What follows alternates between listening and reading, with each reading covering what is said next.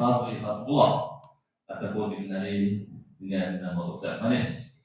Jadi tajuk yang disampaikan oleh yang berbahagia Ustaz dalam dia adalah noktah terakhir Bani Israel. Jadi muslimin muslimat marilah kita sama-sama memberi tumpuan dan semoga kita mendapat manfaat dan juga iktibar daripada apa yang sudah disampaikan oleh yang berbahagia Ustaz Manis. Dengan segala hormat, silakan. Bismillah. Bismillah. Bismillah. Kalau sebelum mic tu ya, mic imam tu. Betul. Boleh. Tes dulu yang mana yang paling manis. Bismillah, alhamdulillah. Macam kurang ini. Kan ini kurang. Setting dia pun. Bismillah.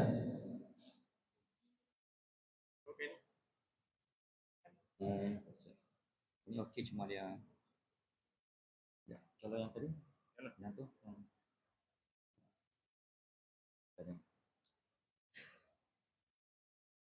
Bismillah. Bismillah. Bismillah. Dia ikut tinggi sangat. Saya try ni kot boleh tak? Bismillah. Bismillah. Assalamualaikum warahmatullahi wabarakatuh. Okey kaya ni? Jadi ikut sikit. Belakang okey ke? Dengar jelas? Boleh makcik? Rasa manis? Tak dengar tak apa, yang penting rasa manis. Itu je. Bismillah, alhamdulillah. Assalamualaikum warahmatullahi wabarakatuh. Apa khabar orang Citra? Ayak kering dah ke? Alhamdulillah. Alhamdulillah, thumma alhamdulillah alladhi farqul furqan wa ya munzilal Quran bil hikmati wal bayan.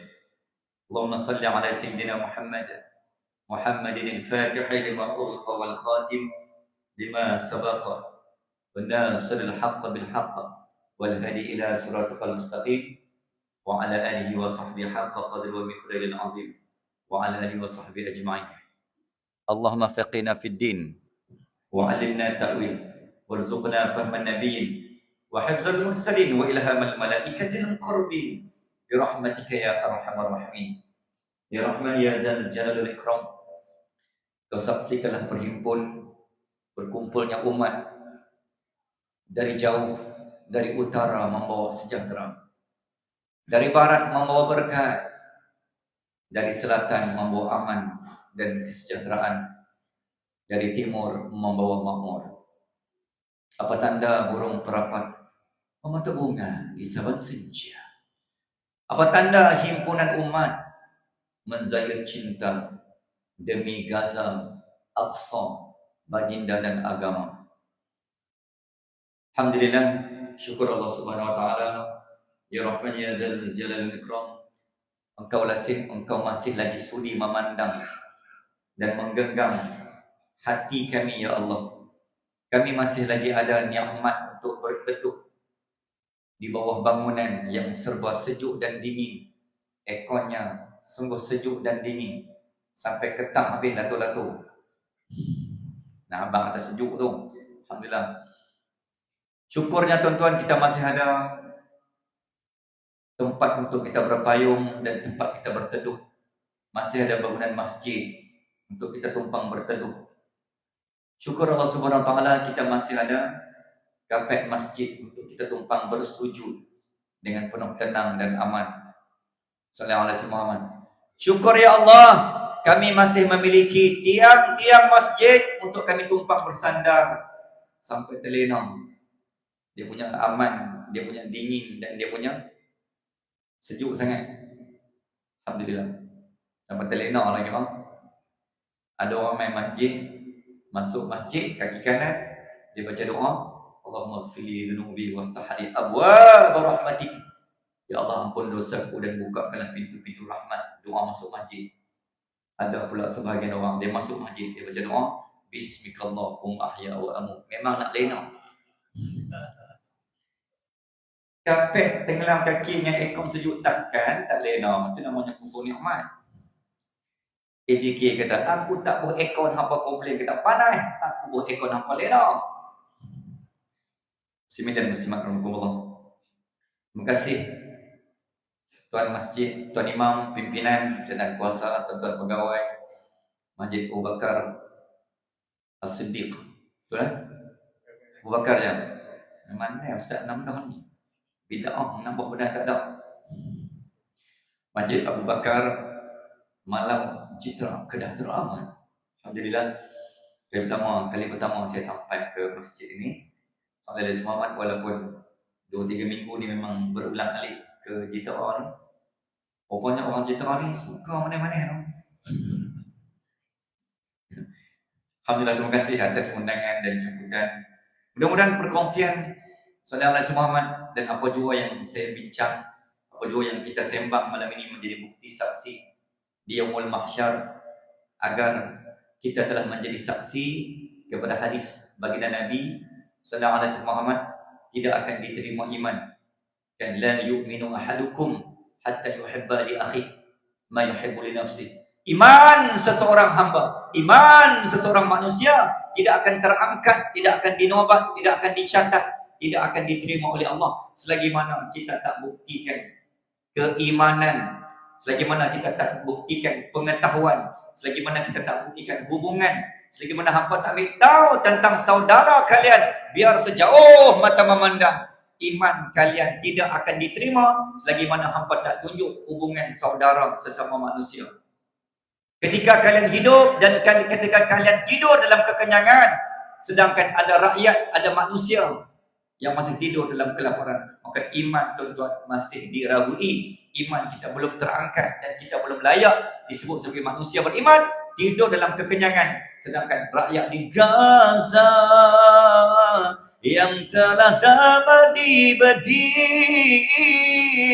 tumbang, jasad jiwa yang masih kerdil, kami tidur dalam kekenyangan, sedangkan mereka tidur dalam kelaparan. Malunya kami ya Allah nak mengaku beriman, mengaku malu, mengaku beriman, sedangkan kita masih lena, masih nganga, masih sibuk menjaga perut, masih sibuk menjaga urusan dunia, sibuk menjaga Sallallahu Muhammad menyira duit berlipat-lipat, masih sibuk dengan kereta dan duit dan motosikal yang berkilat-kilat, sibuk lagi dengan orang rumah perempuan cantik memikat Sallallahu Muhammad, sedangkan mereka tidur, mereka solat, mereka tidak ada kapek sujud untuk mereka sujud Sallallahu Muhammad. Tuan-tuan dan perempuan, maka sekali lagi saya kata sebagai mukadimah, syukur Allah berikan ruang, syukur kita masih ada masjid.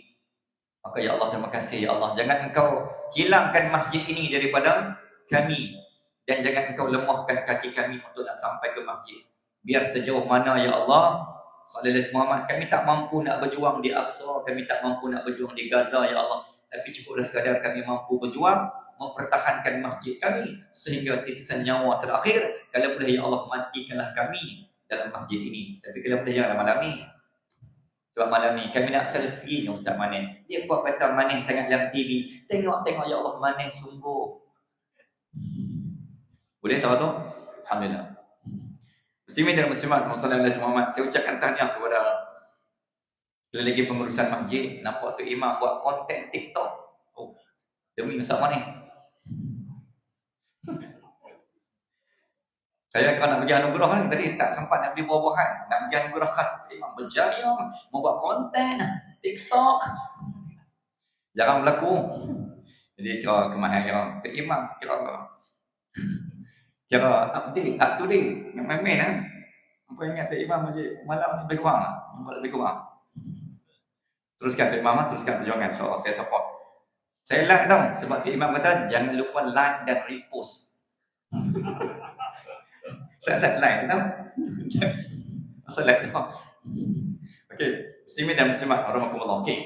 Kita nak sembang bincang hari ni tuan-tuan, dah masuk Sallallahu Muhammad 378 hari, 19 Oktober sejak berlakunya perang Yom Kippur, perang Israel Islam, Yahudi Islam, bukan antara peperangan Israel Hamas ini bukan hanya berlaku pada sejak 7 Oktober, tapi ia berlaku semenjak 1901. Sejarah bagaimana World Zionist Organization ditubuhkan pada tanggal 31 Ogos 1897 dan percubaan masuk ke tanah Yahudi, ke tanah Palestin bermula sekitar 1901 dan orang Yahudi pertama masuk namanya General Allenby daripada British masuk ke tanah Palestin 1918 ketika Palestin jatuh ke tangan British setelah kita kalah dalam Perang Dunia Pertama, ketika Palestin dijaga dan dibela oleh umat Islam yang namanya Khalifah Sultan Abdul Hamid II, iaitu Sultan umat Islam, Khalifah umat Islam yang terakhir menjadi singa, menjadi pembela, menjadi penjaga Al-Aqsa selama 400 tahun. Palestin aman, merdeka, bahagia, duduk di bawah tangan umat Islam sebelum dirampas oleh British pada tanggal 1917, 1918, maka diserahkan kepada Yahudi tepat 15 Mei 1948 sejarahnya. Tuan-tuan dan puan-puan, apa pelajaran kita boleh ambil tentang peperangan perang Israel dan Yahudi serta Palestin? Kita masih bersedih tuan-tuan, Sallallahu Alaihi Wasallam, sebagaimana yang berita yang kita sedia maklum, 29 Oktober 1962 lahirnya seorang pejuang. 29 Oktober 1962 lahirnya seorang perwira. 29 Oktober 1962 lahirnya seorang syuhada. 29 Oktober 1962 lahirnya seorang the real warrior. 29 Oktober lahirnya seorang pejuang yang betul-betul pejuang, yang tidak pernah kenal arti penat. Apa tanda manusia berani di jalan Allah berani mati? Apa tanda anak jantan di jalan Allah hidup mati atas kebenaran? Apa tanda orang berani di jalan Allah berani mati?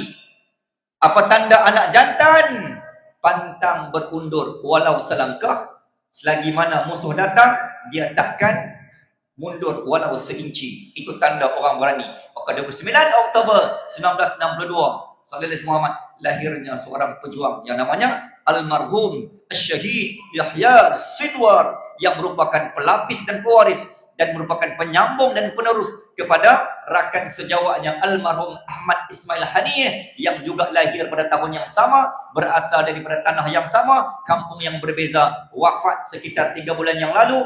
Maka 16 Oktober 2024 maka gugurnya seorang sebagai syuhada. Sallallahu Alaihi Muhammad, seorang pejuang yang turun di lapangan, yang turun di medan, bukan hanya bersembunyi di sebalik tirai, tembok ataupun terowong, tapi berjuang sehingga titisan nyawa yang terakhir. 16 Oktober 2024 adalah tarikh akhir baginda almarhum hidup, dan 29 Oktober ini adalah hari lahir almarhum Syahid Yahya Sinwar. Jadi berusia sekitar 62 tahun. Wafat pada usia 62 tahun, hampir sama usia dengan baginda Rasul sallallahu alaihi wasallam, wafat juga pada usia 63 tahun. Almarhum Ismail Haniyeh wafat pada usia tepat 63 tahun. Muslimin dan muslimat rahimakumullah, sedikit sebagai mukadimahnya. Yahya Sinwar seorang pejuang yang ditahan oleh Yahudi sebanyak 3 kali dalam penjara Israel selama 23 tahun. Tuan-tuan, Yahya Sinwar ni dia hidup sebagai orang bebas di luar selama hanya 13 tahun. Maksudnya dia duduk dalam penjara Israel lagi lama berbanding dia duduk bebas di luar. Kalau betul Allah nak ambil dia mati tuan-tuan dalam penjara, dah lama dah boleh buat. Ditahan, disiksa, diletak di atas pohon berduri, diikat kedua tangan, diletakkan apa kita kata Sallallahu Alaihi Muhammad cas elektrik pada hujung kaki, hujung tangan. 23 tahun punya siksaan. Kalau kita fikir logik, dah lama dah mati, tetapi Allah tak izin. Nah, abang kata Allah wa tu'izzu man tasha. Allah berhak memuliakan sesuatu. Allah berhak memuliakan seseorang, seorang yang berjuang sampai di atas nama kebenaran. Hujungnya pasti ending dengan episod kemuliaan. Sengaja Allah simpan usia dan nyawanya, walaupun usia dalam penjara lagi lama berbanding hidup di luar sana. Akhirnya tidak wafat di dalam penjara, tetapi wafat ketika menghunus pejuang, menghunus pedang, walaupun ditangkap dalam lensa drone Israel. Yang Yahya Sinwar wafat dengan 3 bedilan. Satu daripada drone, yang kedua daripada tangki, yang ketiga daripada tersebut serangan udara. Punya liat nak mati seorang pejuang ni, kalau kita tentu Allahumma salli ala Muhammad kena sikit kan. Kita ni mati meninggal sebab apa? Kita orang Jitra mati meninggal sebab apa? Kita meninggal sebab sikit jantung, kencing manis, kencing tilap, kencing orang.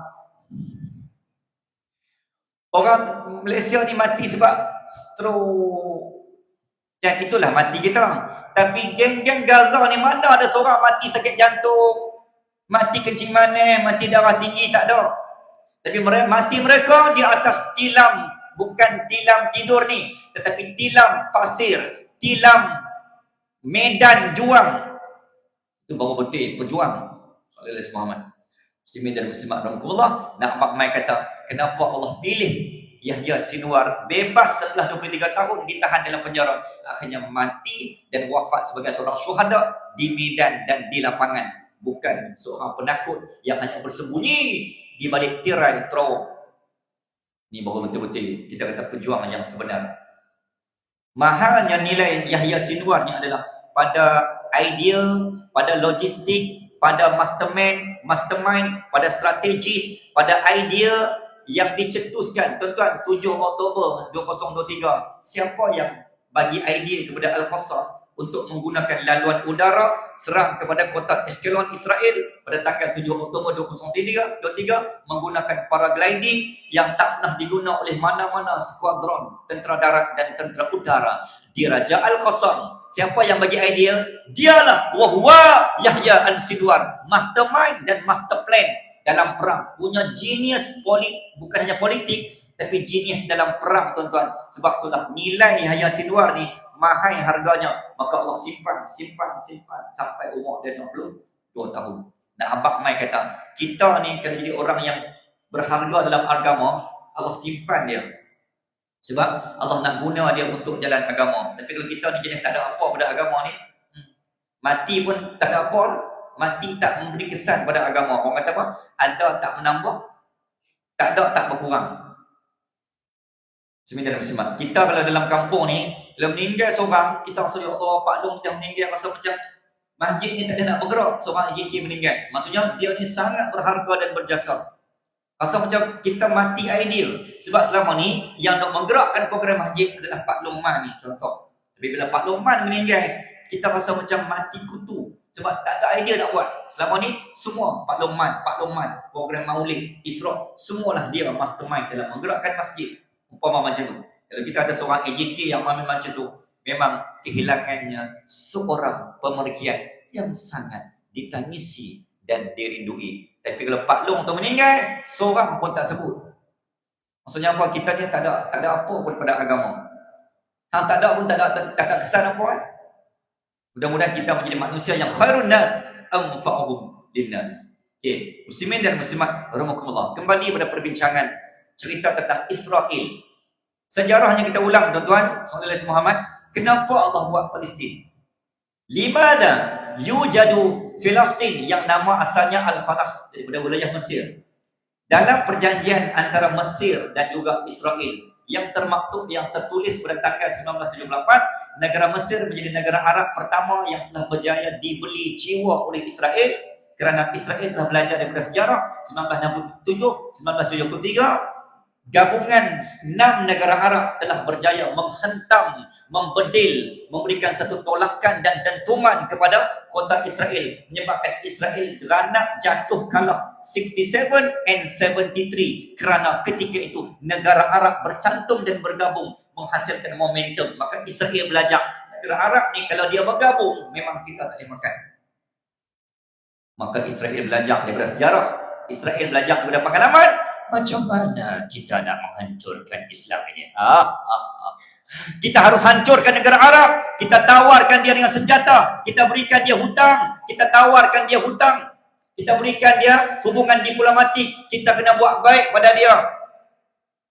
Kita kena berpura-pura baik. sehingga kan tuan-tuan antaranya Christian Henry, seorang daripada Belanda, British, pernah dihantar Sallallahu Alaihi Muhammad, tuan-tuan dan puan-puan, oleh penjajah, oleh British, Mr. Hempel, pernah dihantar ke Mekah untuk mengkaji di mana titik negara Arab, di mana titik lemah negara Arab. Sanggup tuan-tuan penjajah ni, Sallallahu Alaihi Muhammad, British, dihantar orang dia pakai jubah, berkahwin dengan anak tu imam. Bila ayah dia meninggal, menantu nak jadi imam, sedangkan anak dia tu British, menantu dia tu British. Sampai tahap macam tu, semata-mata nak pergi kaji di mana titik lemah dan titik lelah, titik jatuhnya umat Islam. Muslimin, akhirnya apa yang berlaku ketika itu disebabkan kelicikan British ambil kesempatan. Sallallahu Alaihi Muhammad, kita ni orang Melayu, bila tengok orang nak buat hubungan diplomatik, jenis bersangka baik terlebih baik. Apa punca jatuhnya Melaka, tuan-tuan? Kita jatuh pada 24 Ogos 1511 bukan sebab kita tak ada artileri, bukan sebab kita tak ada senjata, bukan kita tak kuat pada tentera Melayu. Tentera Melayu diangkat sebagai tentera nombor 2 terkuat di dunia pada tanggal 15/11.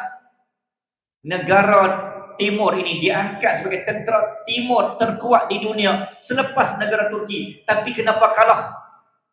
24 Ogos 1511, Alfonso de Albuquerque, serangan dan percubaan ketiga, baru ranak kota Melaka. Sumpahnya bukan sebab sultan, bukan sebab tentera, bukan sebab senjata, tapi kerana sebab apa?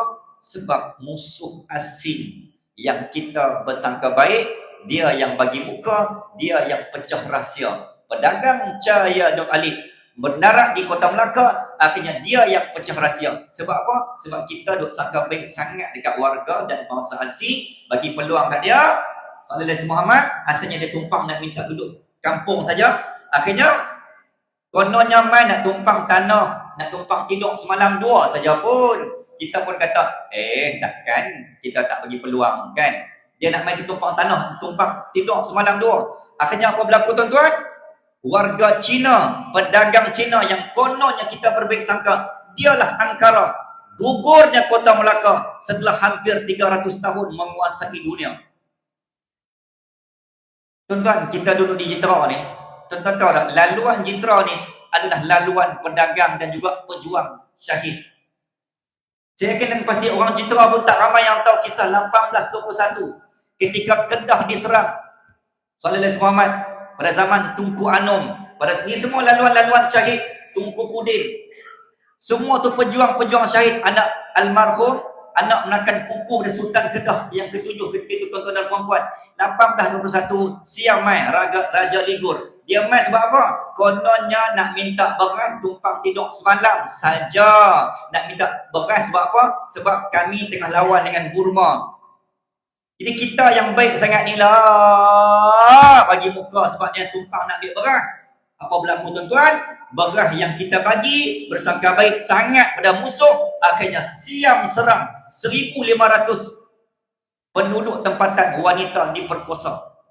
Dan sebahagiannya Sallallahu Alaihi Muhammad, anak-anak negeri Kedah dan warga negeri Kedah daripada kota Kuala Kedah berlari ke Kuala Muda. Kuala Muda diserang, perang musuh berbisik, lari pula ke Tanjung Penaga. Akhirnya orang Kedah inilah, tuan-tuan muslimin dan muslimat, sebahagiannya yang berjaya menyelamatkan diri. Akhirnya bukan dia lari saja, dia lari bawa dengan nama kampung. Maka sebab itulah menjadi jawapan daripada persoalan siapa yang pernah dengar kuliah saya, kenapa orang kampung, tanah, kawasan, daerah di seberang Perak Utara banyak sama dengan nama-nama di Kedah. Kepala Batas Kedah, Kepala Batas Penang, Penaga Kedah, Penaga Penang, Sintuk Kedah, Sintuk Penang, Pokok Senar Kedah, Pokok Senar Penang. Pasal apa?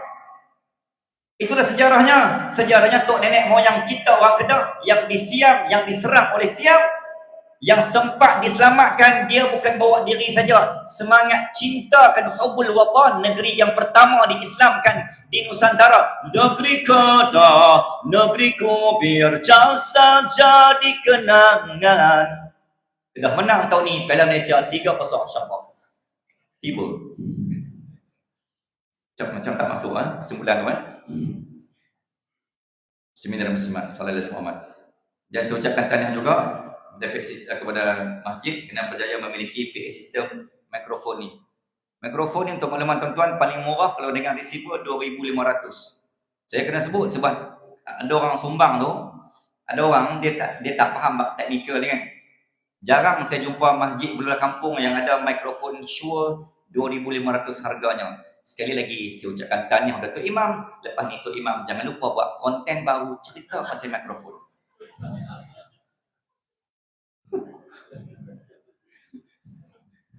Tok Imam tak aku kenal orang ni. Itu support sokongan Okey, Saudara Muhammad. Sebab apa? Sebab sebagaimana yang mungkin saya pernah sebut, sebab saya memang orang audio dan orang teknikal. Jadi PA sistem tu yang tu dulu saya tanya. Sebarang jemputan saya tanya tolong hantar gamak mikrofon dengan speaker.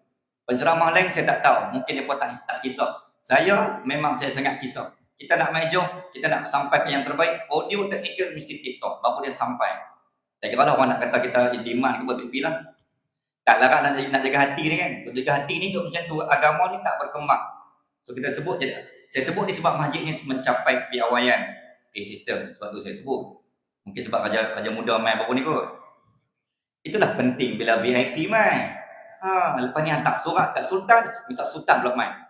Dapat tu masjid baru tu. Okay, Saudara Muhammad. Jadi muslimin dan muslimat. Okey, kembali kepada perbincangan kita.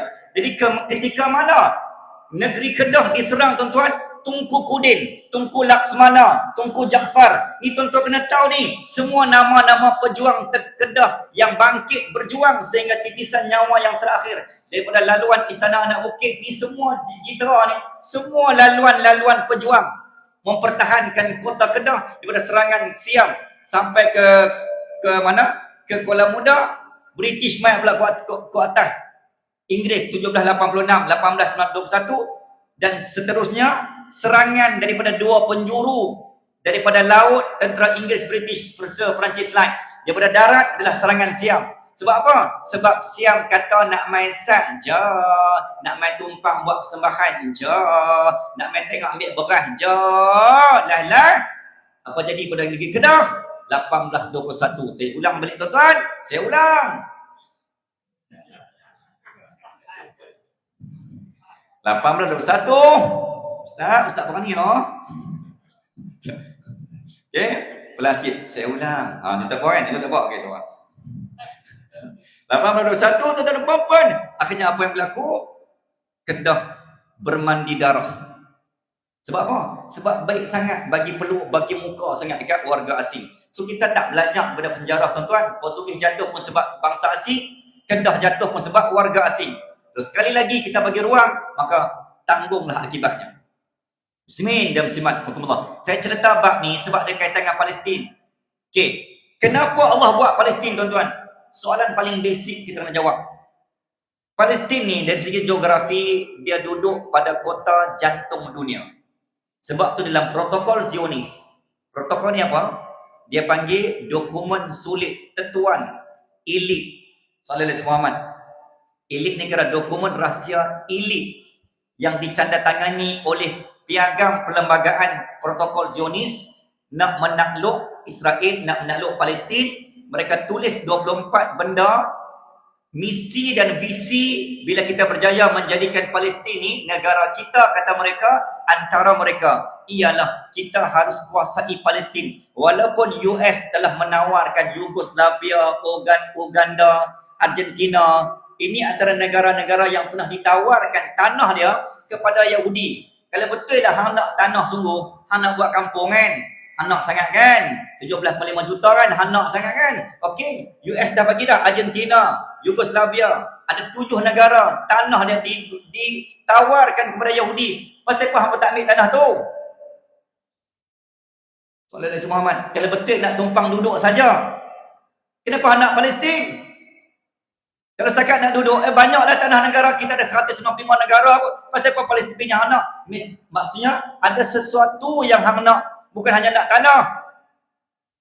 Muslimin dan muslimat Allah. Maka saya ulang, geografi pada geografinya tuan-tuan, Palestin ni dia jantung dunia.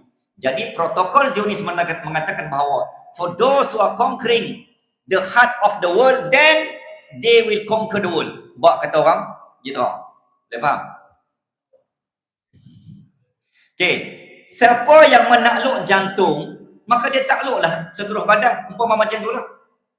Sebab tu pembedahan jantung, pembedahan yang paling mahal. Sebab apa? Jantung yang kontrol semua. Jantung, orang kata apa? Kita jalan, jantung jalan. Kan? Sallallahu alaihi wasallam, kita tidur, jantung jalan. Kita lari, jantung jalan. Jantung stop, kita jalan. So jangan sampai jantung tu stop. Muslimin dan muslimat rahimakumullah. Nak abang mai kata, sebab tu Zionis dan Yahudi nak sangat sebab Palestin dari segi geografi dia adalah jantung. Apa maksud jantung? Dia menguasai dan menghubungkan ketiga-tiga benua, Asia, Eropah dan juga Afrika. Eropah, Asia, Afrika, hang nak pergi mana pun, hang mesti melalui. Nak pergi ke barat Eropah, hang kena lalui Palestin. Hang nak pergi ke timur, hang kena pergi melalui Palestin. Hang nak pergi utara, hang melalui Palestin. Allah buat tuan-tuan muslimin dan muslimat, Palestin memang dah strategic point dan strategic country in the world. Satu, yang terbaru ditemui di bawah tanah Gaza, tuan-tuan, saudara Muhammad, 497 km persegi, ditemui satu sumber galian minyak dan gas asli yang termahal dan terbanyak di dunia, yang harga dan nilainya jika dihimpun bersamaan dengan triliun USD, bersamaan dengan 3 kali negara Indonesia. Dia boleh buat 3 negara. Kekayaan yang berada di tanah Gaza, tuan-tuan nak tengok, Allah buat waktu bila mana kamu cuba menghancurkan tanah yang tak ada apa-apa pada pandangan mata kamu, akhirnya tuan-tuan, wa makaru wa makarallah wallahu khairul makirin. Tu nampak tu 2,500 punya harga mai tu. Muslimin dan muslimat rahimahullah, nampak mai kata apa ni? Di bawah Gaza Allah buat baru ditemui sumber minyak dan gas asli yang terbanyak, di mana nilai jadi jika dikumpulkan bersamaan dengan 3 kali negara Indonesia. Dan itu menjadi asbab dan sebab kenapa Yahudi attacking Gaza by hook or by crook. Dia attack sungguh-sungguh sebab antara lain tujuannya adalah untuk menguasai hasil bumi yang Allah tak bagi kepada mana-mana negara. Hasil rakyat Gaza Allah simpan. Tapi sampai sekarang tuan-tuan, benda tu menjadi khazanah yang masih tersimpan. Kita punya, umat Islam punya. Okey, itu satu. Kenapa Allah buat Palestin? Sebab dia jantung dunia. Yang kedua, kenapa Allah buat Palestin? Tuan-tuan, tanpa Palestin, sallallahu alaihi Muhammad, saya kira 42,000. Sebenarnya cerita tentang syahid ni, kita duk, siapa yang follow cerita tentang Palestin ni, dalam rekod 42,000. Sebenarnya kalau apa yang saya faham, jumlah yang syahid di Palestin sebenarnya dah mencecah 100,000. Sebab yang masih hilang 1,000 tuan-tuan, dah hilang ni bukan sehari dua, berbulan-bulan. Cuma dia tak declare sebagai mati sebab tak jumpa. Kalau ikut ni rekod dia, kalau betul-betul genocide ni pembunuhan, pembantaian beramai-ramai, dia mesti 100,000 ke atas baru boleh disebut sebagai genocide. Kalau sekat 40,000, dia hanya pembunuhan, bukan genocide. Jadi hakikatnya syuhada Gaza dah 100,000 lebih. Unrecorded dan uncounted, tak terkira. Macam mana pejuang Al-Qassam dan hospital-hospital pusat perubatan dan Kementerian Kesihatan Gaza dan Palestin mengira bilangan syahid di Palestin. How they count? Macam mana dia kira? Sedangkan tak ada satu pun jasad yang sempurna kecuali jasad Yahya Sinwar yang saya kira tetap sempurna walaupun tangannya dah pudung. Muslimin dan muslimat, caranya adalah mereka kutip sisa-sisa daging. Kutip, kumpul. Jika jasad itu dipercayai jasad kanak-kanak, diimpun dan ditimbang 15 kilo hingga 17 kilo. Cukup 17 kilo atau 15 kilo, dikira satu syahid. Hanya dengan mengira, mengutip, menimbang cebisan daging. Dan kalau jasad itu dipercayai jasad orang dewasa, dihimpun kumpul, minimum 50 hingga 70 kilo dan dikira satu syahid. Jadi kira-kira kutip-kutip yang mana dapat jumpa, timbang cukup 50-70, okey, seorang syahid. Timbang lagi, seorang syahid. Itulah cara kiraan berapa bilangan syahid. Pengurusan jenazah di Gaza dan di Palestin, tuan-tuan, bukan pengurusan jenazah biasa. Semua pengurusan jenazah yang tidak ada kepala, tidak ada tangan, tidak ada kaki. Muslimin dan muslimat Allah, cuma almarhum Asy-Syahid Yahya Sinwar, Allah simpan jasadnya. Yang saya kira itulah mungkin antara jasad yang paling sempurna yang pernah kita lihat dalam banyak-banyak jasad. Yang lain semua ada pecah kepala, tak jumpa, hanya daging. Muslimin dan muslimat rahmatullah. Okey. Jika Allah bagi peluang pada umat tanah Melayu ni bertemu Rasulullah dalam mimpi malam ni.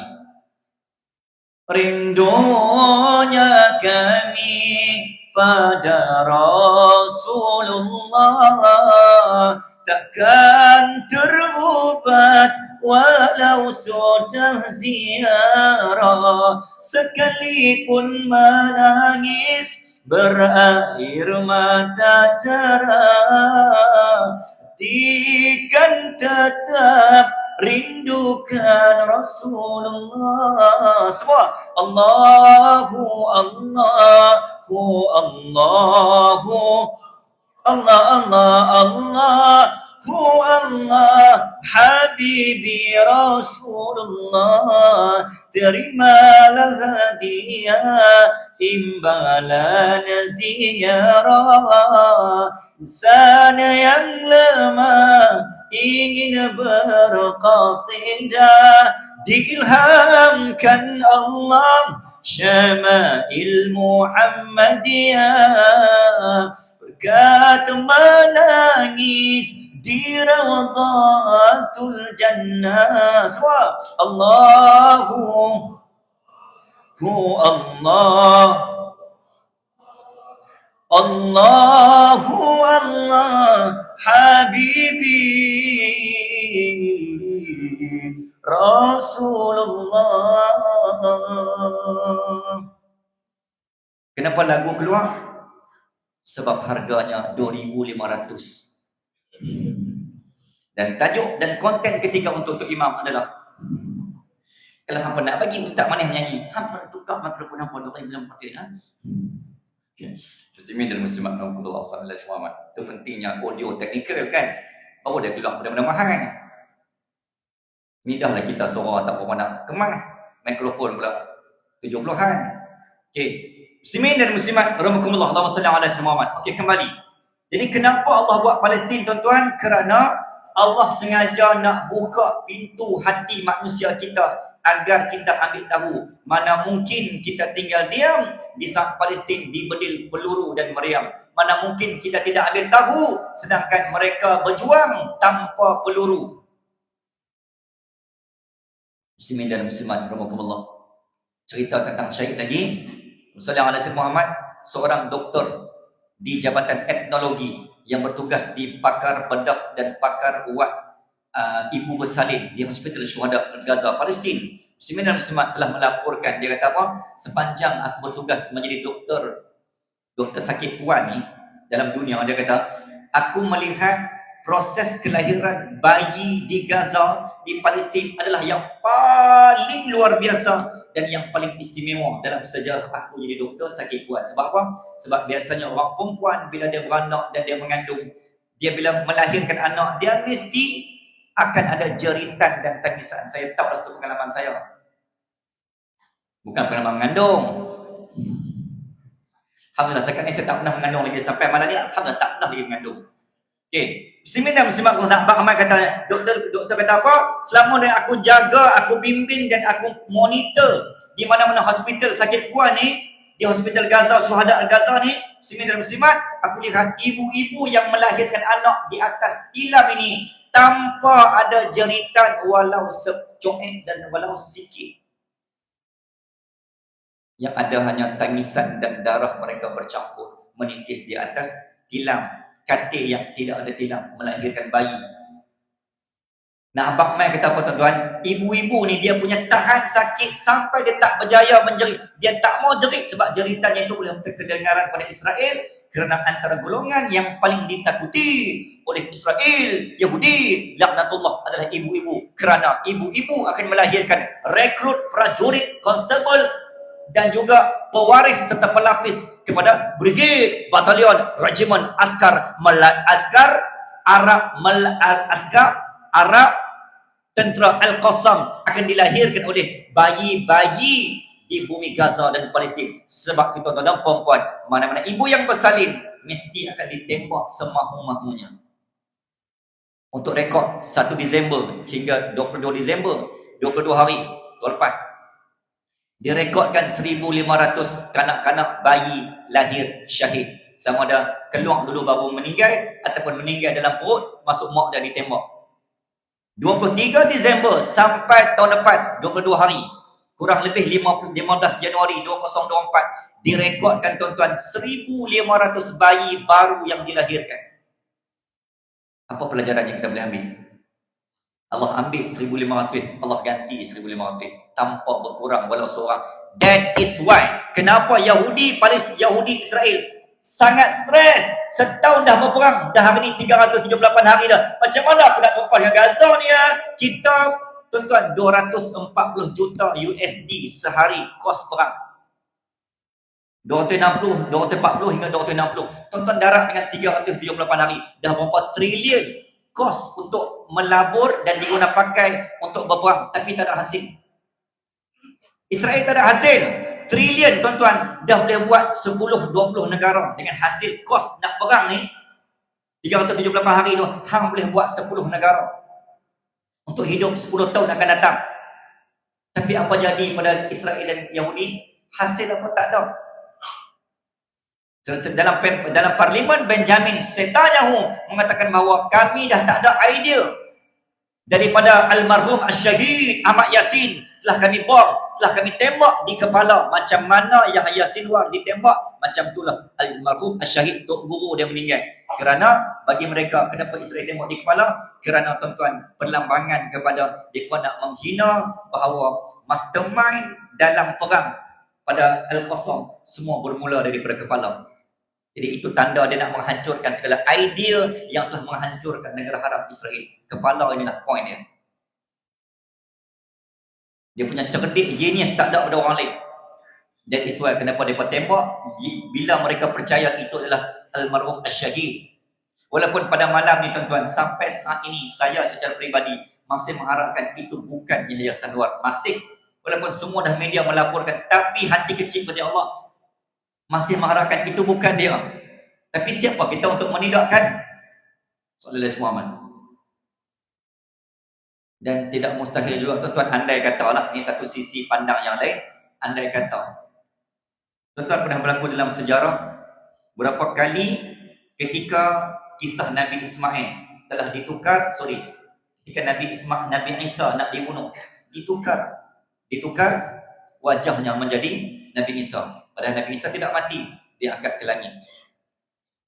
Siapa lagi tuan-tuan? Peristiwa-peristiwa dalam Islam ni yang Allah tukar rupa parasnya menjadi seperti dia, tetapi bukan dia, untuk mengaburi mata musuh. Ketika Nabi Muhammad SAW dalam perang Uhud, Mus'ab bin Umair, Allah jermuakan wajah Nabi pada wajah Mus'ab bin Umair, lalu dipandang pada Abu Sufyan mengatakan, Muhammad telah mati, Muhammad telah mati, Muhammad telah mati. Maka sebahagian pejuang di Uhud, di Madinah, semua sebahagiannya terpengaruh dengan kata-kata musuh. Akhirnya tuan-tuan, mereka down. Kerana Abu Sufyan, Quraisy, Yahudi, teknik mereka adalah melemahkan mental dan emosi supaya kita penat untuk berperang. Itu tujuan mereka. Dah setahun ini tuan-tuan, hakikatnya yang penat sebenarnya Israel. Sebab apa saya kata? Mereka dah triliun tapi tak ada hasil. Triliun dah bajet tapi tak ada apa ni. Sembilan muslimat Allah sallallahu alaihi wasallam. Umpama kita berniaga, pinjam dah juta-juta ringgit tapi tak untung-untung niaga. Hang niaga apa? Niaga tak untung, kena banyak hutang pula kat atas. Sembilan muslimat rahmatullah. Allah. Di point tuan-tuan. Jadi pada hati kecil saya tuan-tuan, kita mengharapkan Yahya Sinwar ni dia seperti itu. Nabi Muhammad, Allah tukar wajahnya sallallahu alaihi wasallam kepada wajah Mus'ab bin Umar, sehingga kan orang kata Muhammad dah mati, padahal Nabi dibawa lari oleh Sayyidina Umar, lalu diumumkan Muhammad masih hidup. Ketika itulah tuan-tuan, bila sampai masa Abu Sufyan, Quraisy mengatakan bahawa dia ingatkan mati dah Muhammad, rupanya sampai masa Muhammad masih hidup. Setelah berapa lama, akhirnya geng Quraisy dan geng musuh kembali lari. Rupanya percaturan mereka silap. Sama macam kisah Nabi Allah Isa AS. Judas Iskariot daripada Yahudi, dia nak sangat bunuh Nabi Isa. Allah ambil dia yang nak bunuh sangat tu, lalu ditukar wajahnya. Wa ma qatalu wa ma salabu walakin syubbiha lahu. Ditukar wajahnya seperti Nabi Isa, diangkat ke langit. Apakah mungkin Yahya Sinwar itu juga melalui episod yang sama? Wallahu ta'ala a'lam. Ini rahsia Allah Azza wa Jalla. Tapi tak mustahil. Bukan bermaksud kita tak terima kematian kan? Yang bermula pasti akan pergi. Yang hidup pasti akan mati. Yang segar, mekar pasti akan layu. Tuan-tuan dan puan-puan muslimin dan muslimat dan Allah sallallahu alaihi wasallam, kita sampai ke apa ni? Imam? Oh, tak imam.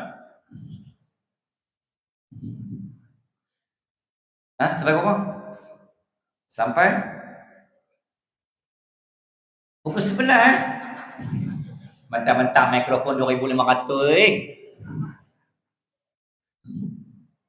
Okay, bismillahirrahmanirrahim. Tadi semua tuan-tuan harga dia, saya sebut juga lah sebab kadang-kadang kenapa saya suka sebut babat mikrofon ni. Ada satu masjid Sallallahu Alaihi saya sebut macam ni lah. Tiba-tiba dalam kalangan jemaah yang hadir tu ada seorang, tak tahulah dia ni businessman ke apa, tiba-tiba, Ustaz, saya sangat terkesan dengan apa yang Ustaz sebut. Ustaz, boleh tak saya nak sumbang? Betul ke Ustaz kuasa 2,500? Rupanya tuan-tuan, dalam saya sebut tu, habis dia minta nombor saya, bincang PM tepi. Akhirnya Sallallahu Alaihi saya bantu melorongkan, dia bantu masjid tu malam tu juga. Dikreditkan 3,000 lebih 500. Saya kata jangan bagikan saya, terus kepada AJK Masjid. Esok AJK Masjid pergi tukar mikrofon tu. Lalu masjid tu menjadi satu suasana yang luar biasa bila bertukar mikrofon. Hanya disebabkan Ustaz sebut benda ni. Tak semua orang boleh faham. Sebab dalam kalangan kita ada orang kaya ni. Cuba tuan cuba buat muka kaya. Bismillahirrahmanirrahim. Ni muka menitik yang liang semua siapa? Tentang Ustaz mana? Okey. Bismillahirrahmanirrahim. Boleh saya sambung Okey, sikit lagi. Okey. Tuan-tuan dan puan-puan. Jadi nak ceritanya perang antara Israel dan Yahudi ni, kenapa Allah buat Palestin? Sebab Allah nak bagi kita bangkit. Bangkit orang Israel. Bangkit tanah Melayu Bangkit bangsa Timur. Bangkit Bani Jawid. Bangkit wahai umat Muhammad 1.8 juta Muhammad. Hampa nganga lagi, hampa lena lagi, hampa buat apa lagi? Hampa kira jaga perut hampa jaga tanah hampa. Orang Islam ni, umat Islam sedang dirampas. Tanah Islam sedang terlepas. Hak keistimewaan bangsa sedang dirampas. Umat Islam sedang dibantai tanpa belas. Sejarah kita sedang dipadap tanpa bekas. Hampa nganga lagi. Buat apa lagi orang Citra? Bangkit.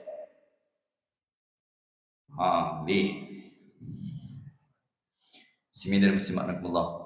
Nah, abang main kata, tanpa perang Palestin ni, saya rasa kita tak tahu pun tentang Gaza. Dan kita tak tahu pun di Gaza tu ada apa. Itu cara Allah menampar kita. Mungkin soalan kita tanya, pasal apa ni Palestin tak menang-menang?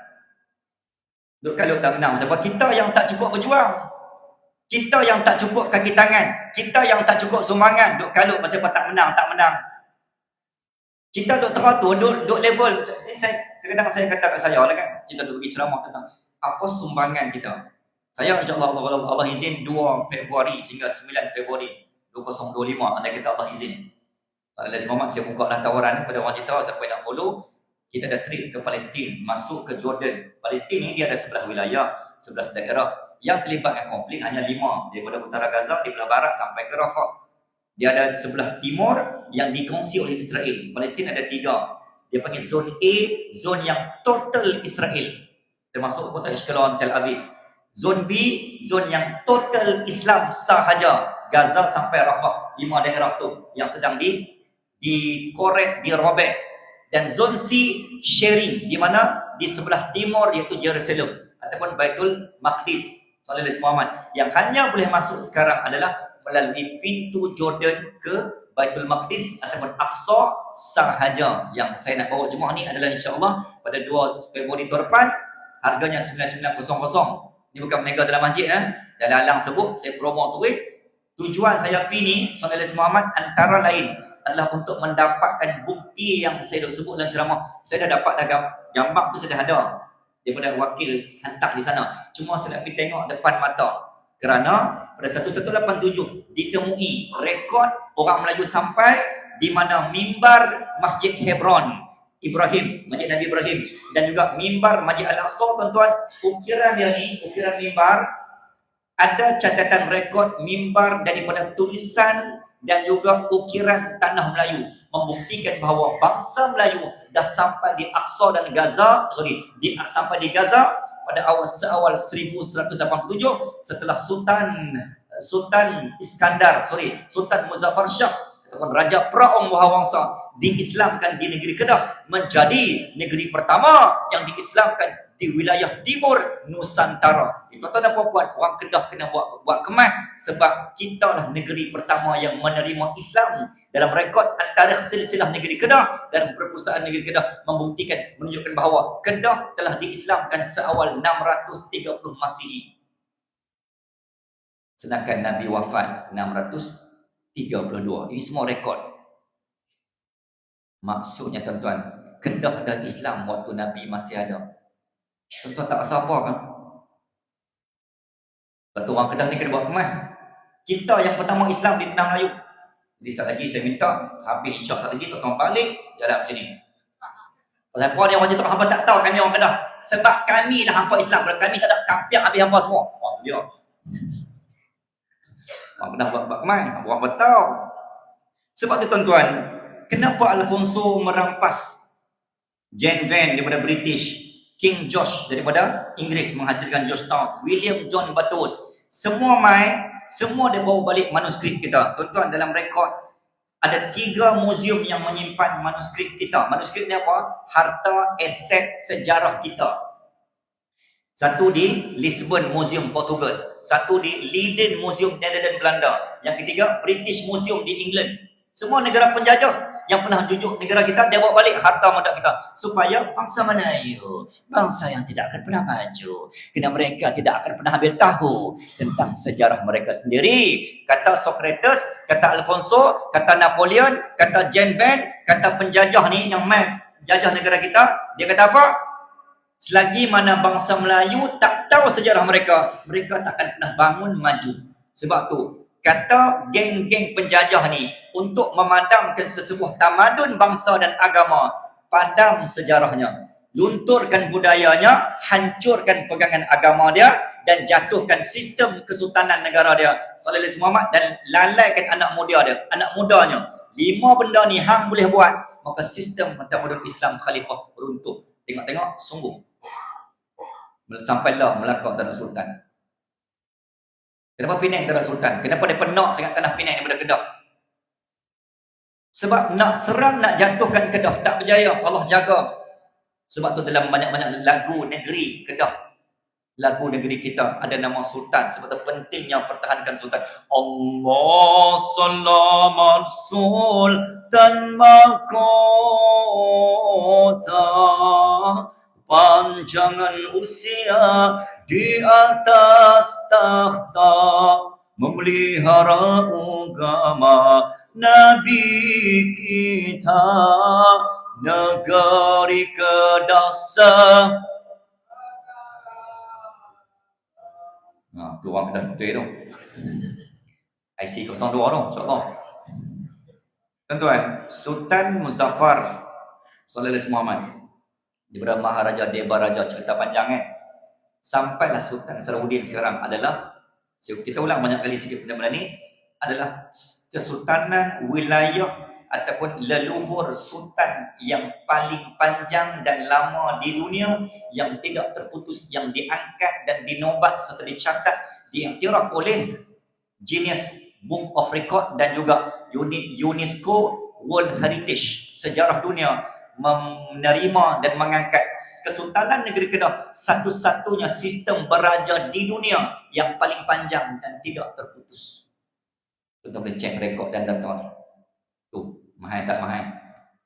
Tu tak sembang lagi Kedah ada besi. Kenapa Palestin, kenapa Benjamin, kenapa British, kenapa Alfonso nak keringin sangat menguasai wilayah timur.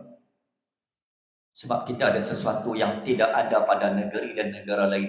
Dan mungkin itu yang akan digunakan pakai ketika akhir zaman nanti. Kerana kita kembali pada zaman summa utum kama bada'tum. Kamu akan kembali pada zaman non teknologi tanpa senjata. Waktu itu kita akan guna keris, pedang, besi. Hanya negeri Kedah ada besi. Tuan dan puan-puan, muslimin dan muslimat, dulu itu sekali lagi saya minta Sallallahu Muhammad orang kita balik sekali lagi, balik rumah, tuan-tuan pergi korek balik harta medak dalam rumah tu, cok gali, garpu lama, kerih-kerih lama, atau nenek moyang kita tu, simpan, pergi polish balik, simpan elok-elok, kita nak guna di akhir zaman melawan Yahudi. Boleh? Tak jumpa besi, cari buluh. Tak jumpa buluh, tuan-tuan. Buluh sangat penting. Sebab buluh itulah kita akan guna untuk guna apa? Kita nak buat cap pelung. Tak cap pelung?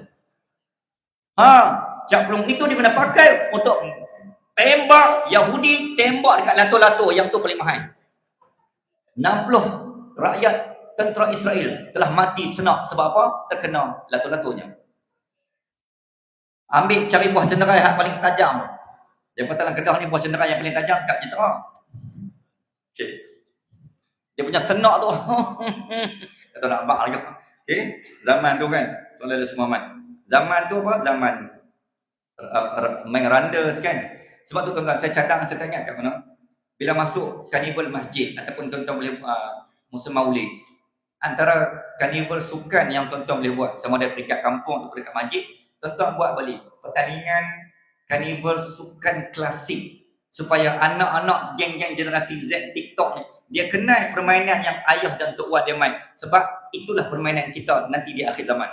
Hak besi, hak buluh. Semua benda-benda lama ni bawa pulang balik sejarah dan khazanah. Ini masanya. Pertandingan karnival sukan klasik yang Masjid Malau buat. Biar anak-anak cucu cicit kenal. Lah ini punya permainan tok wan. Boleh ya? Setuju Tok Imam? Jadi kandungan konten yang terbaru untuk imam nanti ialah adalah promosi. Malam ni kau malam Pak Imam imam jalan macam ni. Kamu tak tengok Ustaz mana puji aku berapa kali. Okey. Tuan-tuan dan puan-puan muslimin dan muslimat sallallahu alaihi wasallam. Okey. Penutup dah ending lah. Okey. Tuan-tuan dan puan-puan, di mana endingnya Israel ni? Okay. Dalam Quran Allah sebut Yahudi sebanyak 8 kali. Dalam surah paling banyak Al-Baqarah. Okay. Yahudi ada nama 3 nama. Yang pertama Sallallahu Muhammad disebut sebagai wa idh qala Musa liqaumihi ya bani Israil inni udhkurullah ni'matallah. Allah sebut dalam ayat yang banyak tentang surah Al-Baqarah, ya bani Israel udhkuru ni'matallah dzikran katsira. Bersyukurlah kamu atas nikmat yang sangat banyak. Wa anni faddaltukum 'alal alamin. Dalam ayat yang lain, hampa ni wahai Yahudi, hampa ni generasi keturunan yang sangat beruntung dan sangat apa? Sangat dapat benda yang mahal yang orang lain tak ada. Apa kelebihan Yahudi? Yahudi tuan-tuan dia hidup pada zaman Nabi. Yahudi dia ada 3 kitab. Kitab Daud, kitab Zabur, kitab Taurat, kitab Injil. Dan daripada keturunan Yahudi ada 123,988 orang Nabi. Dari keturunan Yahudi Israel. Dalam teorinya tuan-tuan, Yahudi kena jadi orang baik, kena jadi orang alim, kena jadi tok wali. Sebab apa? Duduk dalam kalangan Nabi. Umpama dalam daerah negeri Kedah ni tiba-tiba katalah orang Jitra Sallallahu Alaihi Muhammad, Jitra ni katalah daerah paling ramai tok guru dan madrasah tahfiz. Secara teorinya orang Jitra akan menjadi orang yang paling alim di atas negeri Kedah. Sebab apa? Sebab kita lah memiliki dan mempunyai tok guru, tok wali, madrasah, alim ulama yang paling ramai. Umpama macam tu. Tiba-tiba Jitra yang keluar generasi, kita kata rekod jenayah yang paling tak masuk akal. Umpama macam tu. Maka Yahudi ni duduk lama dan duduk banyak nikmat yang Allah bagi. Tapi akhirnya hang ambil dan kalian buat keputusan tindakan Yahudi yufsiduna fil ard, melakukan kerosakan, bunuh Nabi Yahya, gergaji Nabi Zakaria, hang campak adik-beradik hampa Nabi Yusuf dalam perigi.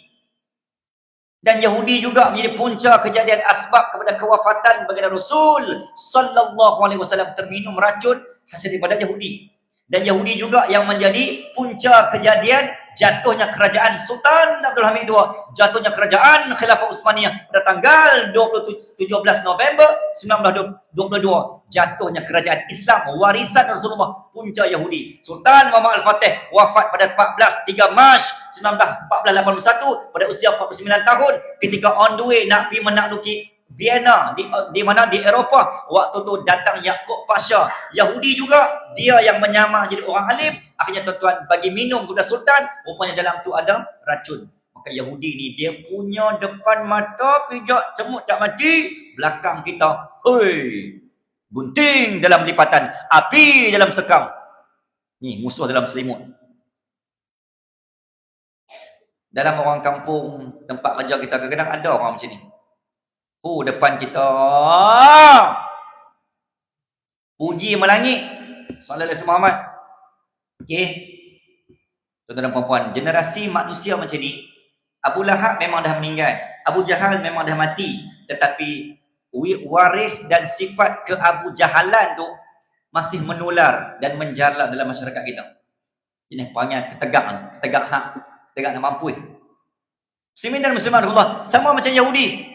Yahudi Allah angkat ni, hang duduk nabi-nabi, aku angkat nabi dalam kalangan kamu.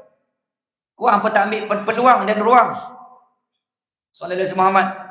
Dah duduk nabi duduk dengan hampa ra'i lah. Kan?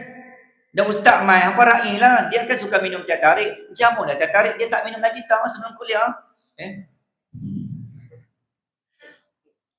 Kita ada makan-makan tak Imam? Tak ada. Okey, kalau macam tu saya batalkan semua pujian saya untuk Imam tadi. Okey.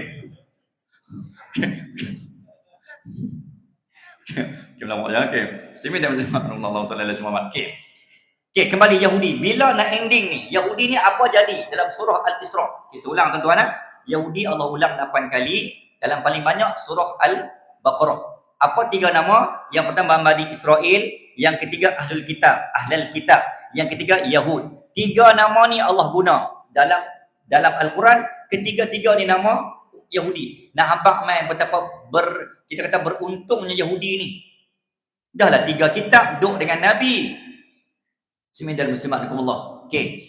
Ketika kalian memilih untuk melakukan kerosakan, ketika kalian ada peluang buat kebaikan. Yahudi memilih untuk melakukan kerosakan ketika kalian duduk di celah-celah peluang kebaikan. Maka Allah kata apa? Tunggu masa. Sallallahu alaihi Muhammad. Wa qadaina ila bani Israil.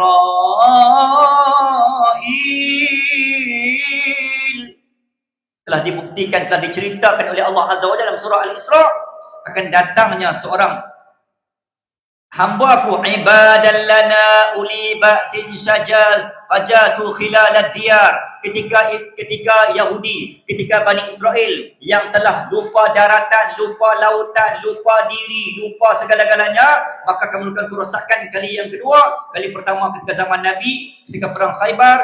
Kali kedua adalah pada akhir zaman ini. Maka Allah kata tunggu, akan datangnya ibadan lana uli ba'sin, penduduk dan wakil kami, umat kami, hamba aku yang paling soleh min ahli baiti, dari keturunan Nabiku Muhammad sallallahu alaihi wasallam, yuatu ismuhusmi wasmu abi hismabi, yang namanya seperti namanya, nama Nabi dan nama ayahnya seperti nama ayah Nabi, iaitu Muhammad Abdullah Al-Mahdi Al-Fatimi Al-Muntazar, yang akan lahir di hujung zaman nanti, yang akan memenangkan fayazharuna alaihim, maka dia yang akan kembali membunuh kalian. Maka tuan-tuan dan puan-puan, Yahudi endingnya pasti akan terkubur dan terkujur layu di tangan pejuang, the real warrior yang namanya Muhammad Al-Mahdi. Cuma wallahu ta'ala kita tak tahu bila. Cumanya Allah bagi gambaran dan signal.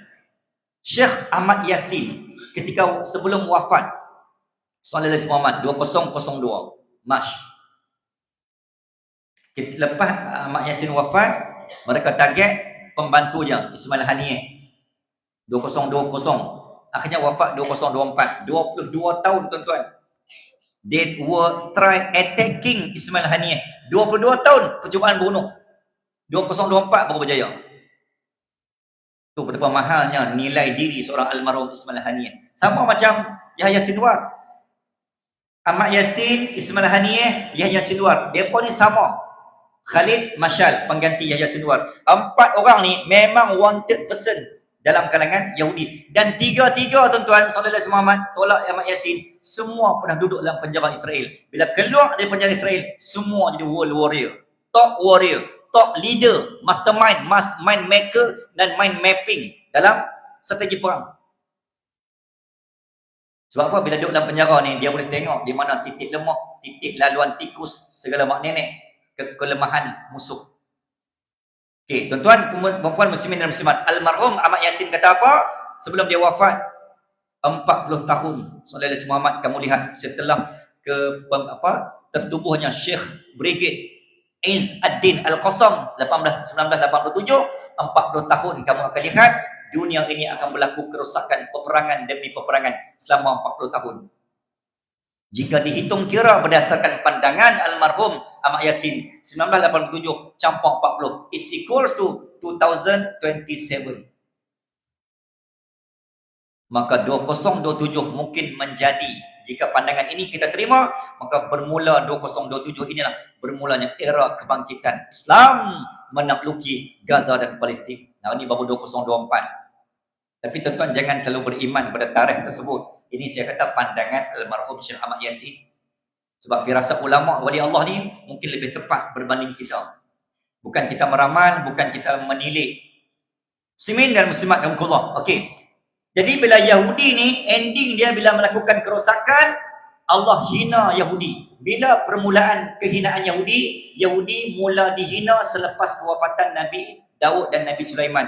Zaman Nabi Daud dan Nabi Sulaiman, 1000 tahun sebelum Masihi, 950 tahun sebelum Masihi, waktu ni Yahudi berada on the track, on the right track, on the right path, on the right time.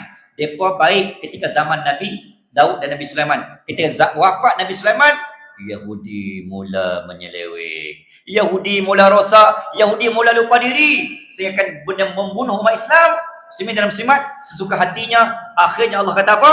Ketika kamu melakukan kerosakan di muka bumi, aku halau kalian. Maka tuan-tuan, selepas zaman Nabi Sulaiman AS, datangnya kerajaan Babylon, kerajaan Assyria, kerajaan Sassanid, kerajaan Rom, sehingga zaman Sayyidina Umar Al-Khattab Sallallahu Alaihi Muhammad 636, akhirnya Yahudi ditindas dan dibunuh, dihalau. Dan Abang Mai kata, itulah hampa Yahudi. Woi, duduk dengan Nabi dulu, aku dah bagi tanah, hampa tak pandai jaga. Dah duduk dengan Nabi, duduk dengan kitab, dah ada rumah elok-elok, hampa tak pandai jaga, nikmat tak pandai simpan. Akhirnya sekarang aku halau, get out from any country. Maka bermula zaman itulah tuan-tuan, Yahudi mula menerima hukuman dan penghinaan. Tak ada tanah yang layak diduduki oleh Yahudi. Bila Yahudi tak layak duduk di mana-mana negara, barulah muncul gerakan Zionis 1901, maka mereka mula membina naratif, iaitu anggapan bahawa kita harus kumpulkan semula rakyat kita. Tapi nak kumpul di mana? Sebab tak ada negara. Yahudi memang tidak ada negara selepas zaman Nabi dulu. Sebab apa? Sebab tadilah puncanya tak pernah jaga nikmat. Macam mak bagi telefon. Oh, mbak tu akan bagi hang telefon, hang tak pandai guna. Hang mana telefon tu? Dan umpama macam tu lah.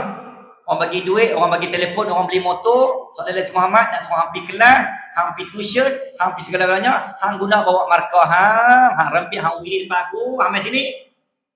Umpama macam tu. Jangan kata aku tak payung. Mak dah bagi dah, tapi tak pandai guna. Muslimin dan muslimat rahmatullah sallallahu alaihi wasallam. Akhirnya apa berlaku? Allah halau, Allah hukum. Jadi dari situlah Yahudi bercita-cita dalam kepercayaan kitab Torah, Old Testament, pegangan mereka. Muslimin dan muslimat, mereka kata apa? Within 2024, within 2025. Dan rekod tahun ini, pada masa ini, muslimin dan muslimat, sebab dalam catatan pandangan orang Yahudi, ini bukan hadis, bukan Quran, cuma pandangan orang Yahudi. 76 tahun kita misi takluk Palestin. Dikira selepas kita takluk Palestin. Kenapa 76? Memang itu kepercayaan Yahudi. 1948, tarikh pemerintahan rasmi, plus 79, ini equal to 2024. Maka mereka berada di ambang kritikal. Kita kena takluk Palestin by hook or by crook. Sebab dah sampai masa dah. Sebab apa kita kena takluk? Sebab kepercayaan kita, kata Yahudi, adalah kita punya Mesiah. Tuhan kita nak turun dah. Nak turun macam mana kita tak ada negara. So kita kena bina satu naratif, pandangan, anggapan kepada dunia supaya orang percaya bahawa Palestin itu tanah kita. Padahal memang betul, tapi bukan sekarang. Itu sejarah lama yang Allah dah angkat dan Allah tarik balik dah nikmat tu. Boleh faham tak? Soalan muslimin dan muslimat rahmatullah, akhirnya bila dia bina naratif, dia kata Palestin negara kami. Sebab dulu memang tok nenek moyang kami. Memang betul Yahudi oi, tapi bukan sekarang. Dah terangkat, dah terhapus dan terpadam. Perjanjian tu auto cancel. Nikmat tu ditarik balik. Muslimin dan muslimat rahmatullah, maka tetap dibina pendirian. Siapa tak percaya, hang kena. Peraturan undang-undang Yahudi dibina naratif, dilempar dan disebar dalam medsos, tak percaya, hang siap. Jadi kita dipaksa menerima pandangan yang dicipta dan direka oleh Yahudi. Ada tak di peraturan tempat kerja kita, bos reka sendiri, kena sign, kena buat, kena paksa. Bila kita tak terima, kita tak mau follow, kena buang kerja. Kata demokrasi. Hang siapa? Apa macam itulah. Kan? Rupanya betul tuan-tuan, Mulkan Jabriyah ni zaman yang kita akan dipaksa dan terpaksa. Muslimin dan muslimat Allah. Ini memang disebut dalam hadis. Muslimin dan muslimat, akhirnya nak macam mana nak Tuhan nak turun sebab tak ada negara. So bina naratif bahawa Palestin negara kita. Okey, bila bina naratif, nak buat macam mana? Okey, sekarang macam mana Tuhan nak turun kalau umat kita tak berhimpun? Maka seru kepada semua Yahudi satu dunia. Lebih kurang 17.8 bilion Yahudi satu dunia dihimpun, kumpul, bawa balik, migrasi secara besar-besaran. Bermula 1918. Masuk lebih kurang tuan-tuan 14,000. Sallallahu Muhammad 1948 dah genap 380 orang, 380,000. Migrasi pertama Yahudi masuk 15 Mei 1948 dalam rangka tujuannya Yahudi satu dunia yang tak ada negara yang merempat itu kena patah balik ke tempat kita. Preparation Tuhan nak turun. Tuhan Dajjal itulah Mesiah. Muslimin dan muslimat, nak panggil balik Yahudi macam mana ada rakyat Palestin? Maka terpaksa sekali lagi dibina satu perjanjian dengan negara Arab, dia panggil Deal of Century. Ini semua fakta tuan-tuan. Kita ikat negara Arab supaya mereka sign paksa. Ketika kita akan menakluk dan memasuki wilayah Palestin, satu Arab pun tak boleh bangkit. Sebab apa? Sebab kita dah ikat perjanjian. Perjanjian apa? Perjanjian ketenteraan. Antaranya Sallallahu Muhammad Saudi mengikat perjanjian 1932, terbinanya negara Saudi tuan-tuan. Siapa yang rekrut? Private Military Academy, polis dan tentera Saudi direkrut, dilatih, dibimbing, dipimpin. Tok guru dia, sandak dia adalah daripada US dan Israel. Menghasilkan seluruh batalion tentera dan polis Saudi. Sebab tu hari ni kita jawab persoalan, kenapa polis Saudi dikasak macam Israel? Tengoklah tok guru dia siapa. Jadi Saudi tak boleh bangkit. Sebab apa? Diikat perjanjian, tutup mulut. Kalau tidak kami tak bantu. Satu-satunya Raja Arab yang berani 1974-75, Raja Faisal yang ketiga.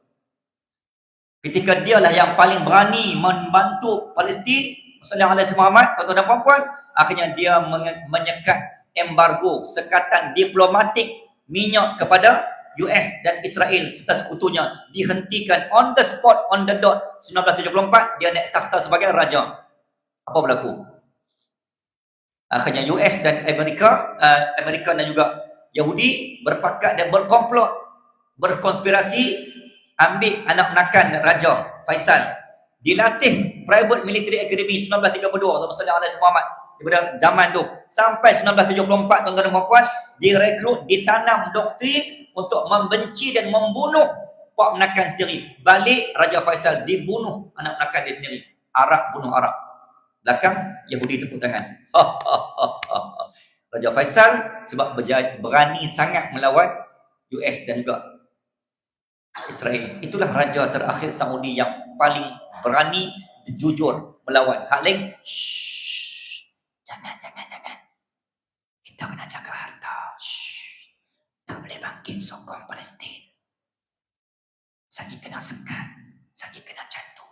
Senyap-senyap. Jangan kata apa. Orang macam tu. Akhirnya diikat perjanjian Deal of Century 1979, maka negara Arab tak kata apa.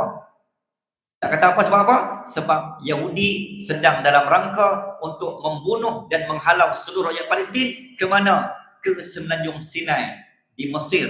Sebab tu Mesir negara pertama Arab yang berjaya dilumpuh dan dianaktirikan. Kita kata dibeli jiwa oleh Israel. Sebab apa? Sebab Palestin jika masih ada rakyat dia, semua akan di ethnic cleansing, pembersihan etnik, di clear seclear-clearnya. Kalau hidup pun semua kena pergi ke Mesir. Mesir akan jadi Palestin baru. Palestin akan menjadi Israel Raya totally, secara sepenuhnya. Dan sekarang semenanjung Sinai sedang dibina penempatan. Di belakangnya adalah Saudi, 53 juta USD setahun dihantar oleh Raja MBS untuk persiapan Palestin baru di semenanjung Sinai. Belakang semua Arab. Tapi tidak ada, perjanjian itu tidak ditandatangani oleh Yaman, Lebanon dan juga Syria.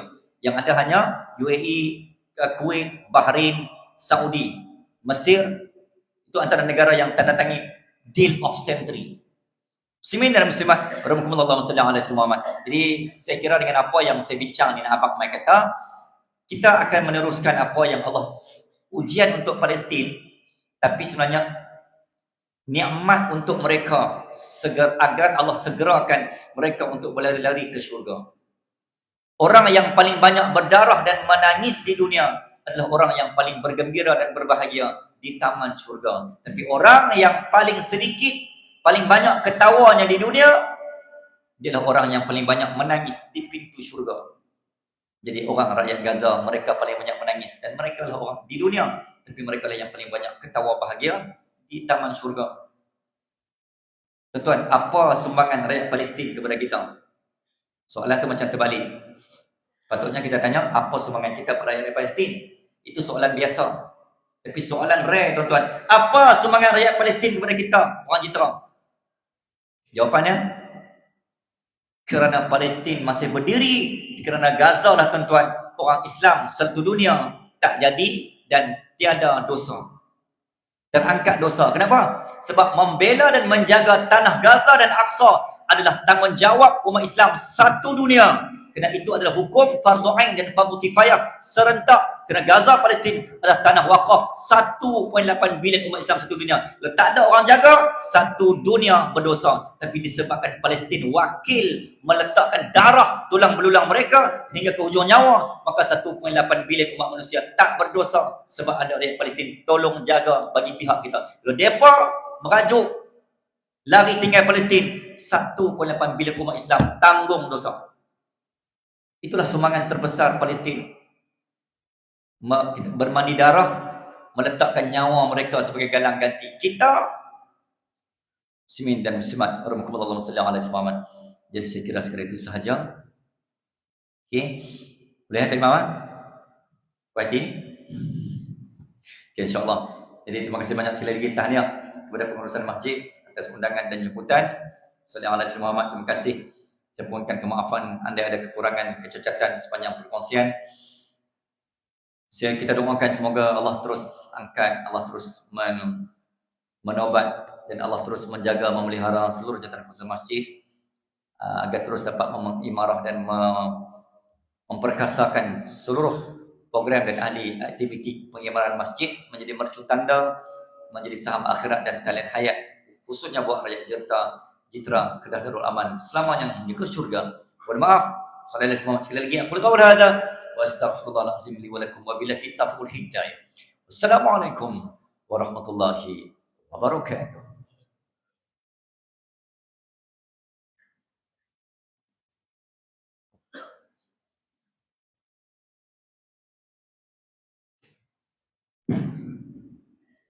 saya bagi Pak Majelis mengucapkan juga terima kasih kepada Pak Gena Ustaz Manis atas segala yang disampaikan. Semoga muslimin